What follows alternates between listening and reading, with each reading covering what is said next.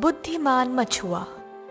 समुद्र के किनारे रहने वाला एक मछुआ एक दिन मछली पकड़ने के लिए समुद्र में गया। उसने जाल को समुद्र में डाला और इंतजार किया। थोड़ी देर में जब जाल भारी लगने लगा, मछुए ने तब जाल को बाहर निकाला। जाल में एक दो मछलियों के साथ साथ एक शीशा भी अटका था। मछुआ शीशे को देखकर आश्चर्य हो गया और शीशे के ढक्कन को खोला। खोलते ही फुश से कुछ काला धुआं जैसे बाहर निकला। वो काला धुआं एक बड़ा सा बादल बना और उसमें से एक भूत निकल आया। मछुआ भूत को देखकर बहुत डर गया। भूत भयानक आवाज में जोर जोर से हंसने लगा और बोला, कई साल पहले मैं बहुत शक्तिशाली था। लोग मुझसे बहुत डरते थे, लेकिन एक जादूगर ने मुझे इस शीशे के अंदर फंसाकर समुद्र के अंदर फेंक दिया। बहुत सालों तक मैंने बाहर निकलने की कोशिश की, लेकिन मैं असफल रहा। आज तुम्हारी वजह से मैं फिर से बाहर निकल गया।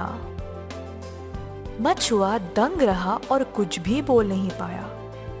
भूत फिर से बोलने लगा, परंतु मानव, अब मुझे तुम्हें मारना पड़ेगा।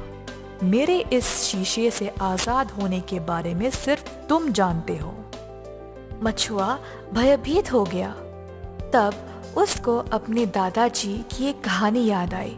फिर उसने बोला, प्रेतात्मा, मैं जानता हूँ कि तुम मेरी जान लेने वाले हो, लेकिन मेरी एक आखिरी ख्वाहिश है।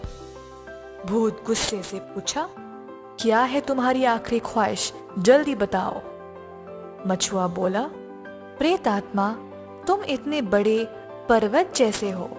मुझे समझ नहीं आया कि तुम इतने छोटे से शीशे में कैसे घुस गए। ये बात मेरी समझ के बाहर है। क्या तुम मुझे दिखा सकते हो कि ये मुमकिन कैसे है? भूत बहुत सालों बाद बाहर निकलने की खुशी में अपनी बुद्धि खो बैठा और मछुए को उसके सवाल का जवाब देना चाहा।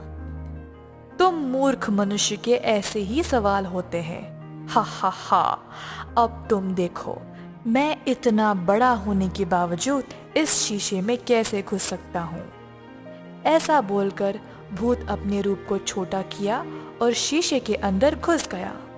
मछुआ फटाफट ढक्कन को शीशे के ऊपर कसकर बंद करके शीशे को वापस समुद्र में फेंक दिया। बुद्धिमान मछुए को भूत से आखिर में छुटकारा मिल गया।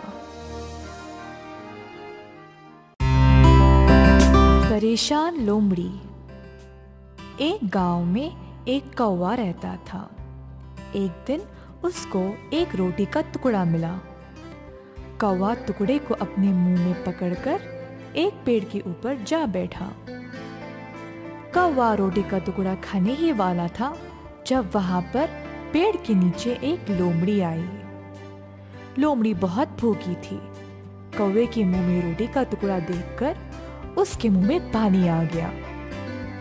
ये देखकर लोमड़ी को पिछली बार की एक ऐसी ही घटना याद आई, जब एक कौवा अपने मुंह में मांस का टुकड़ा पकड़ कर रखा था और लोमड़ी ने उसको बोला, कौवा कौवा, एक गाना गाओ ना। बिना कुछ सोचे समझे वो कौवा गाने लगा और मांस का टुकड़ा नीचे गिर गया। लोमड़ी उसको उठाई और भाग गई। ये घटने को याद करके लोमड़ी सोची कि इस बार भी यही करके रोटी का टुकड़ा उठा ले जाऊं। लोमड़ी कौवे की ओर देखी और झूठी तारीफ करने लगी। ओ कौवा, तुम कितने अच्छे लगते हो। तुम्हारी आवाज भी बहुत मधुर होगी, ऐसा मैंने सुना है। क्या ये सही है?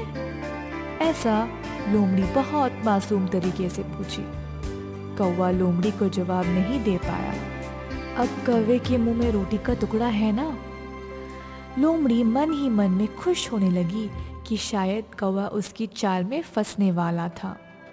ओ कौवे, मेरे लिए एक छोटा सा गाना गाओ ना, मैं सुनकर अपने मन को खुश कर लूं। ऐसा लोमड़ी ने कौवे से विनती की।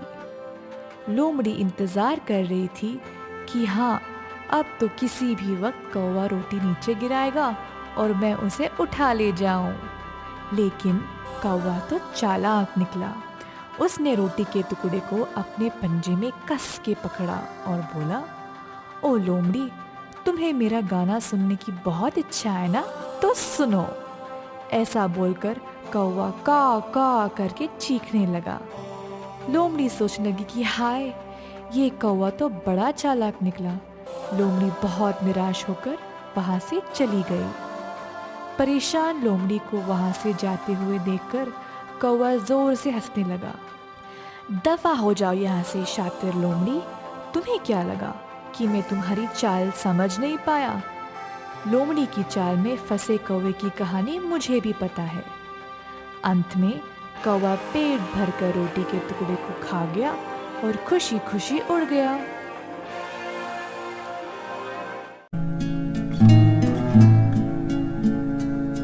दो मित्र। एक राज्य में विजयराज नाम का एक राजा था। वह बहुत कठोर और पत्थर दिल इंसान था। किसी की बात नहीं सुनता था। जो भी उसके विरुद्ध आवाज उठाता था उसको वह कठोर से कठोर सजा देता था। उस राज्य में रवि और शर्मा नाम के दो जिगरी दोस्त रहते थे। दोनों को एक दूसरे पर अंधविश्वास था। राजा के अत्याचार देखकर वे चुपचाप नहीं बैठ पाए। एक दिन रवि महाराज के विरुद्ध बात करने लगा। राजा के सैनिकों ने ये सुना और तुरंत रवि को गिरफ्तार किया और राजा के पास उठा ले गए। राजा के सामने भी रवि उनके विरुद्ध ही बात कर रहा था। राजा को इस बात पे बहुत गुस्सा आया और अपने सैनिकों को आज्ञा दी कि वे रवि को कारागार में बंद कर दें। इस बात का समाचार शर्मा को मिलते ही वह अपने दोस्त से मिलने कारागार आता है। ये क्या हो गया? तुम्हारे लिए मैं कुछ भी करूंगा, बताओ मैं तुम्हारी मदद कैसे करूं? रवि अपने दोस्त को देखकर बहुत खुश हुआ और बोला, मेरी दोस्त, मरने से पहले मैं अपनी माँ और बहन को देखना चाहता हूँ। उनकी खुशहाल जिंदगी के लिए सब प्रबंध करना चाहता हूँ, बस मैं और कुछ नहीं चाहता। तुरंत शर्मा राजा के पास गया और अपने दोस्त की आखिरी ख्वाहिश के बारे में बताया। राजकुमार, मेरे दोस्त रवि को कुछ दिनों के लिए आप जाने दो। जब तक वो वापस नहीं आ जाता मैं उसकी जगह ले लूंगा।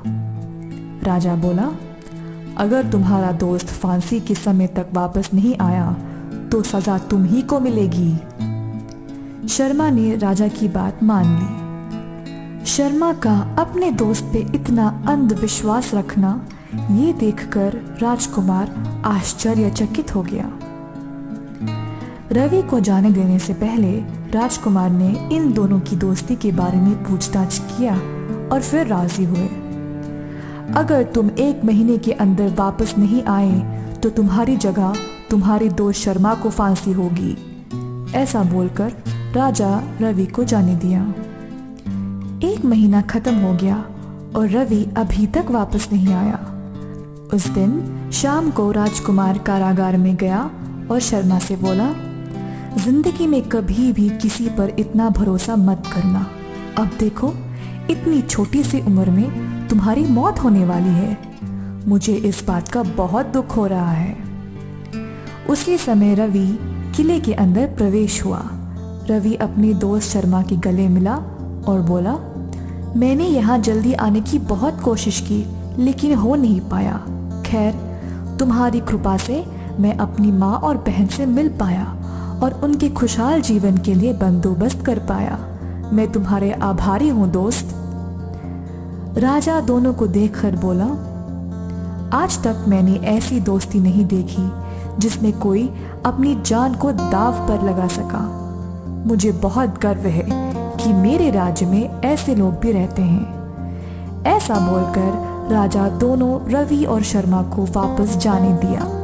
उस दिन से राजकुमार बहुत प्यार और अच्छाई से राज करने लगा।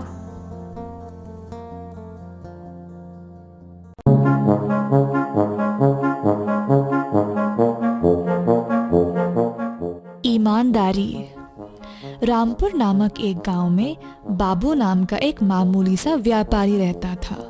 वह हर रोज जंगल की लकड़ियां काटकर उन्हें बेचकर अपनी रोजी रोटी कमाता था।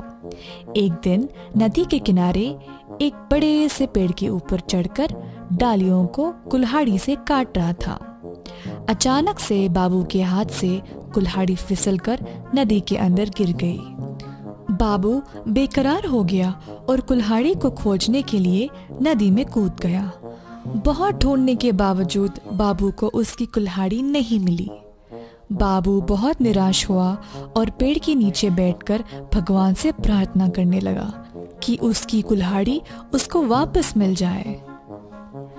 उसकी प्रार्थना सुनकर गंगा देवी बाबू के सामने पेश आई। देवी बाबू से पूछी, क्या हुआ बाबू, तुम क्यों परेशान हो? बाबू ने जवाब दिया, देवी, मेरी रोजी रोटी कमाने का माध्यम सिर्फ मेरी कुल्हाड़ी थी, परंतु वो पानी में गिर गई।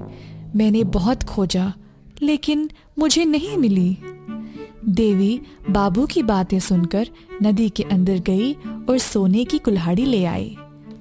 देवी बाबू को वही सोने की कुल्हाड़ी दिखाकर पूछी, क्या तुम्हारी कुल्हाड़ी यही है? बाबू बोला, देवी क्षमा कीजिए, पर ये मेरी कुल्हाड़ी नहीं है। देवी दोबारा नदी के अंदर गई और इस बार चांदी की कुल्हाड़ी ले आई।